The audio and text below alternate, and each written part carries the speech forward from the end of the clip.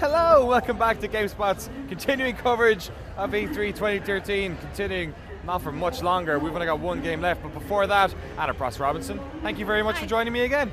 No problem, I'm glad to. It's day 3, it's nearly over, the dream is nearly dead.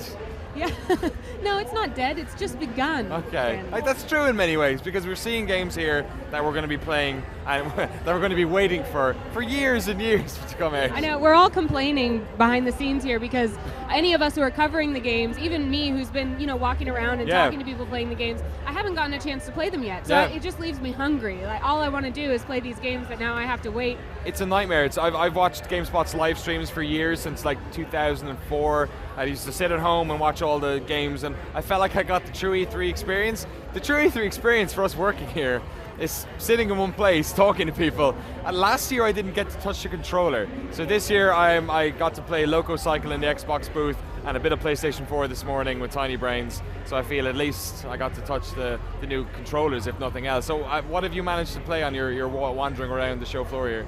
Literally the only thing I've played is an Xbox controller demo. That's the demo? Yeah, the demo was, to be fair, really, really cool. Is this the one with the rumble stuff? Sorry. It has the new 2 rumble motors in the triggers, and as well as the typical ones in the arms, I guess you'd call them. But I was kind of like, oh, okay, new rumble, whatever.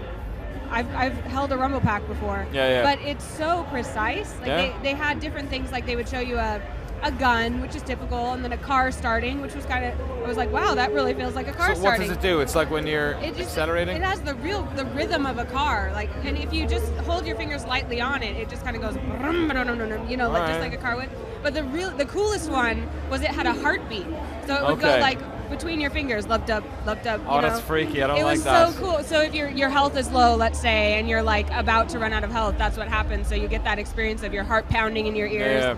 So that, to be fair, it was really cool. But I've been talking about next-gen consoles all week, and I have yet to I haven't even been close to one, so. Yeah, there's been so many videos on the site and on our YouTube channel of you talking to people, developers, publishers, just folks on the show floor who've managed to get tickets. I still don't know how that happens. There's just loads of just dudes here, just coming, just like men and women who are fans of video games that are turned up.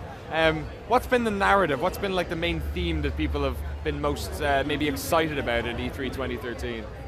Well, what obviously comes to mind is the console war. So in terms of the news, or like the hot topics, the fact that there are 3 major consoles, including the Wii U, and then of course 2 major next-gen consoles that are really like duking it out as far as their fans are concerned. Yeah. That's been the main thing on everyone's mind, and kind of comparing, okay, if I've decided I'm going to get a PS4, what games am I going to get for it? What does that mean? And everything kind of relates to that, even to the extent that now PC gaming and next-gen consoles are overlapping in a lot of ways. The technology is really cool there. So talking a lot about that and learning a lot about that has been definitely the hot topic.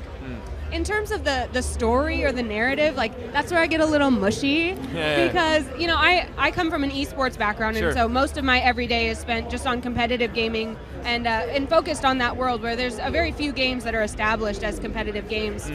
So coming somewhere like this where, I am a gamer at heart. I love to play games, whether they're competitive or recreational, and seeing just this much gaming around me and this many people passionate about it and the advances that are being made, there have been a few times, like, I'm not going to lie, you can make fun of me, but I got choked up, It's so exciting, and people are so thrilled to be here, and so that it always is nice to kind of recharge that way as a gamer and somebody who works in gaming. Yeah, that's a very salient point. I think I was talking to Johnny in the hotel a couple of days ago about what it's been like over the past couple of days, and I think the way I felt about games, or at least more specifically console games, is a lot more optimistic now than it was, say, 5-6 days ago. I think the conferences, specifically Sony's, and in terms of software, at least on Microsoft's side, delivered a lot of sort of really interesting things to look forward to. And then from being here, it's kind of hard not to get swept up in the energy that's here. Like, it's also like everyone's tired, it kind of smells, the toilets aren't great, there's never enough water to drink, and there's long queues for everything. But it's still, the E3 experience, even though it's, I guess, a developer and a publisher show, it still very much feels like a fan event, doesn't it? Like the games industry getting together and just giving itself a big high five. I definitely compare this experience to something like Disneyland. Everything's kind of like larger than life. and it's colorful and flashy, and yeah, there are long lines, and everyone's kind of like, you've got the crying babies at the end of the day. Yeah. They aren't really babies here, they're adults, but they're still crying, but I would kind of compare it to that experience for sure, getting swept up in the magic, if you will. So you've been producing video content all week long. It's been going up in it's a frontline section, we've called it, right, on GameSpot, and of course it's all over YouTube as well. Tell us, over the last couple of days, what have you been working on that people should check out? Well, of course we started with the console war. I mean, I feel like a broken record, just console war. And I hate even calling it a war. I know, and it seems out of place, but this year it kind of feels like it. It's like a hashtag. In order to talk about it, you have to, So I would say that the console it's not even a collaboration, whatever it is, the console issue. So I definitely started working on that. I did a lot of pieces on controllers and graphics and all the specs people wanted to know, as well as exclusive games, because a lot of people are really coming at it like, whatever the console does, I don't really care. I just want to play my favorite games. Sure. So we talked a lot about that, and then actually some of my favorite pieces were, excuse me. If that's as sick as you are after 3 days, good work. Homer Ibarra cannot even speak. I know, I'm trying to keep from coughing. That 2 coughs so far is good. So actually one of my favorite pieces was I went to the Video Game History Museum booth. Oh yeah. Yeah, and my gaming roots go back to playing the Intellivision console with my grandma. So I geeked out over that for a long time. That segment took a long time to film. Your grandmother? Yeah, my grandma. Wow, that's awesome.